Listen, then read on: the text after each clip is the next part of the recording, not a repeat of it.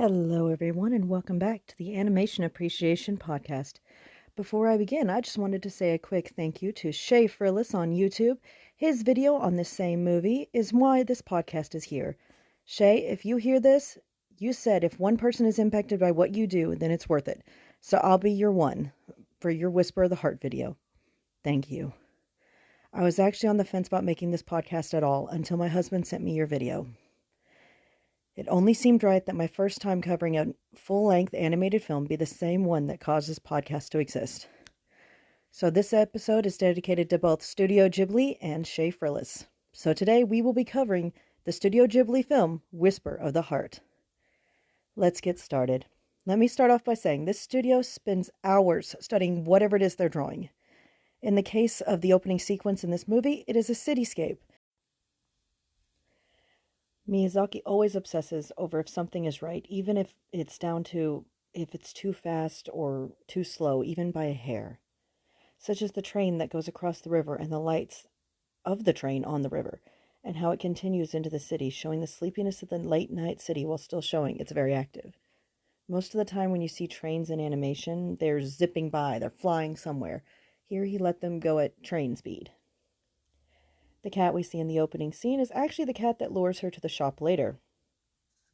Our main character is seen coming out of a shop called Family Mart. They have a sign saying The Perfect East, and it's advertising a big giveaway between July 29th and August 20th. The only other one I was able to translate on there was Summer, Fanta, and one that just says In Progress.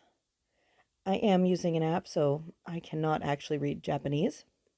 The sign on the post she passes says Mountain Medicine. Can we just take a quick moment to appreciate the little half-run walk she does as she crosses? He always manages to take details he's noticed, or even just mannerisms from people around him, and put them into his work. Also, the bugs on the lights at the entrance to her apartment building. Her library card says, Prefectural Library Rental Card, along with the names of those who have borrowed it. I will not be butchering these names by trying to say them here. Shizuku has a witch in her room. I like to think it's a reference to Kiki's Delivery Service, another film by Studio Ghibli. She has 3 books from the library: Battle of Flames, Ruku of the Lizard Forest, Book 5, and Adventures of Uragi. In the next scene, the sign reads, Tobacco. Please remember, I don't read Japanese, so I'm doing the best I can when it comes to translations. I'm using a Google Translate app. Again, Google Translate's not perfect. The blimp flying overhead says, Have a nice day, in English. In the shot where she is leaving home for the school, just appreciate the dappled lighting of the trees as she passes under it. It is so well done, I constantly forget this is an animated film, and someone did that very much on purpose. As she continues her way to school, she passes a ramen shop sitting on the corner, the one with the red sign? Overhang. The staff member at the school has a sign that says Prevention Month, July 1st through, and we don't see the end of it, and as well as a sign about some annual event. Japanese is very contextual, and I will not be able to read it unless I can see the entire sign. The sign by the library door simply says Library Quiet with several exclamation points. On the window of the room the staff uses to check out her book, it simply says that it is the library's office. Even when they're just walking around, the world around them continues, so that it always feels alive. Someone's always moving in the background, there's cars going, everything.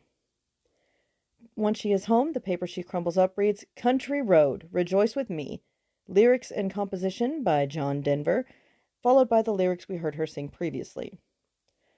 The books on her desk are titled World Master, 3rd Year Junior High, and School Chemistry. The station she drops the mail off by is called the Maikaihara Station. I told you I'm not Japanese. When she's dropping off the mail in the mailbox, it says, Bicycle parking prohibited. Abandoned bicycles will be removed. Along with a bike parked directly in front of that sign. And once again, the cat from the intro has made an appearance on the train. Just the way the cat stood up, then cat-loafed, is well animated. Once they leave the train station, the sign over their head indicates they left using the north exit.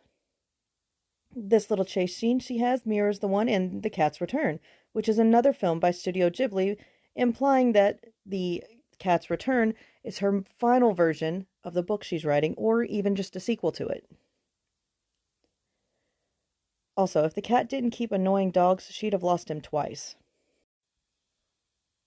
Through his use of framing, lighting, and music, Miyazaki has a talent for making mundane things seem magical, such as the antiques in this antique shop. When she's walking towards the Baron, at first she is nearly the size of him in a mirror behind him. As she walks closer, the image grows larger and lets us watch her emotions while staying on the Baron. In case anyone is confused, high school in Japan is actually optional. It's kind of like going to college. It is not entirely necessary to have a job or anything. The country road lyrics she is writing is supposed to show her deviating from the normal to following her dreams and do what makes her happy. Follow your country roads. This is the point Schaffrillas made in his video, and why this podcast is a thing. I love animation and have since I was young. That message is why I decided to use my degree to help others love animation like I do. So starting with Whisper of the Heart. The shot of Suzuku studying is actually the original for Lo-Fi Girl. This is not a joke. Studio Ghibli knows how to be quiet when it's needed and to take its time, allowing the world to just breathe. The line, "It's almost as if we're in the sky," reminds me of The Cat Returns. When she leaves and returns to her world, she's high up in the sky. Maybe this moment inspired that one. When we see the Baron's eyes glitter, it's one of the ways the film tells us flaws are not a bad thing. In animation and storytelling, it's the imperfections that make things great. I guess it also applies to this podcast. We all know I'm not perfect, and that's okay. The moment everyone is playing and she's singing her lyrics always makes me want to play my instrument. I just wanted to take a second to point out a detail of Studio Ghibli animation. When someone is doing something they don't want to do but it actually is correct and they're going to anyway, they look so stiff, and once it's over, they turn warm and kind. And this is entirely by their body gestures, their posture, everything. And in animation, that is a very subtle difference, and it's very important. Also, the way they show the shadows and daylight after the rain, the beauty of the rain itself. I've never been able to capture it, but I'm glad they did. Also, no matter what frame of this film you look at, everyone's poses, the gestures, the framing, it's all a work of art. And in case you haven't noticed, I'm very rarely discussing the movie's dialogue because it's in English, but originally Japanese. I don't trust Japanese dubs to be perfect and prefer subtitles for context. So this podcast is more about its art and message and not specific wording. When she is starting her story, it says, "If you listen carefully," as the chapter's title. Later we learn that's the book's title. Followed by, "Let's listen to the voice of the forest. Let's breathe in the distant star clusters. The memories of the wind, the world told by clouds." From her midterm report, we learn that she is in class 5 in year 13. The way she slumps to the floor, defeated and burnt out, is the most relatable thing. Sometimes even doing what we love, we are plagued by burnout and doubt. But as long as we persevere, we'll still succeed. This actual episode is proof of that. Also, in this key moment, we have a soft, slow country roads playing once again.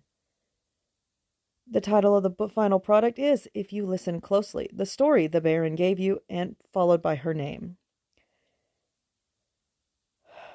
Also, the app I've been using keeps translating her name to mean cloud, so I'm guessing that's what her name is Japanese for. The nervousness and desperation to know what someone thinks of your hard work is very understandable and relatable. So is knowing that you can't watch them read it without going mad. When the grandfather tells us about the Baron, we learn that our art is worth it if it impacts one person for the better, like her story did to his memories. Even just the small detail of his coat falling off of her shoulders and her having to go back and grab it is so realistic, it's easy to forget this is all done by hand.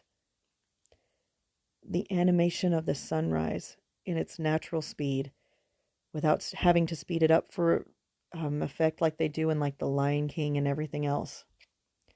capturing the beauty of a sunrise over a city, followed by one more reprise of Country Roads.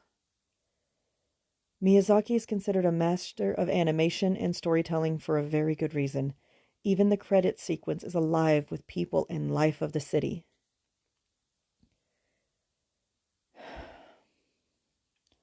That's all the details I was able to find without being able to read Japanese myself. So, once again, thank you, Schaffrillas, for inspiring me to make this podcast. Thank you, Studio Ghibli, for giving me the courage to make it through my first full-length film. Thank you to all my listeners who've been there since day one. Thank you for all my new ones. I'm sorry it took me so long. I was working up the courage to do this. I will be back to actually cover Has Been Hotel and Hell of a Boss here soon. And as always, remember, if it's animated, someone did it on purpose. Thank you for listening, and I hope you have a great day. And always remember, follow the whisper in your heart.